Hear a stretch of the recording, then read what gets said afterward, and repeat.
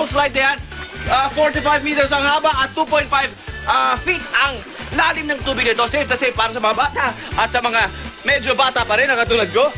Kaya saya-saya, marami mga activities na maaaring gawin dito. Ito ang bubble slide na nasubukan ko. Pwede-pwede sa mga bata. Pwede-pwede sa mga bata. At ang aking partner na si Monica ay sumusubok naman kayo mag-rappel. Akalain mo may rappelling dito sa ating fun camp? Monica! Let's get it on! Ako na! Kuya, patulang! Pababa po! Pababa! Ayan! Konti na lang! Konti na lang! Konti na lang! Yeah! Nagawa ko! Fairness, mahirap yan. Nakita niyo mga kapuso.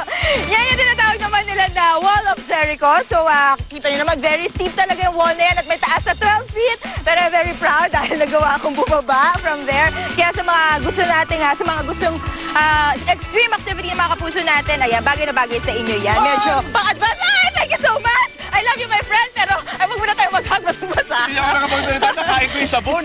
Almusal ko sabon, mga kapuso. Okay lang yan. Pero in fairness, mukhang enjoy na enjoy ka dun sa bubble slide. At ikaw ang susubok dyan maya-maya. Try mo rin to. Oo naman. Pero alam mo mga kapuso, bukod dito sa trinay namin ni Kuya Pet na bubble slide at saka tong rappelling, may iba pang amenities na makikita dito. Hindi nga. Meron na! Niyakam na! Ano? Ito, tulad itong tunnel sa tinatawag nila. Yan, yung tunnels na may nakikita kayong 5 butas na yan. Yan yung tinatawag nga nilang tunnels. Madilim sa loob niyan. So magandang magsama ng talaga.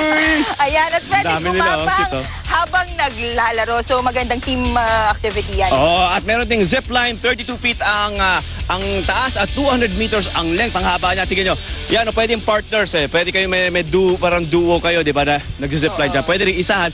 At balita ko, meron ding iba-ibang posisyon yan kung gusto nyo medyo para nakadapa. O Superman ang tipo, pwede rin. Meron din wall climbing, yun! Akyat sa wall na may 32 feet ang taas. Ayan, diba? Parang bundok lang. Kung gusto nyo maakyat yan, wall climbing, gusto nyo pababa. Rappelling, o diba? Meron taga up and down. O, kung gusto nyo pa-slide, meron din yung bubble slide. Hanggang ngayon, di pa rin makaget over dun sa bula na aking inalmusal. Okay lang yan. At least sure na malinis. Malinis pati yung kalooban.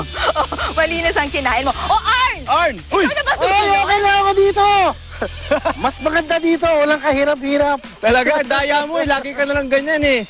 Paano kaya magra-rappel yan? Walang paaya. Yan ang ating makikita mamaya. Okay, marami pa tayong pwedeng gawin dito sa Alfonso, Cavite. Summer na. Magbabalik kami dito sa Unang Hirit!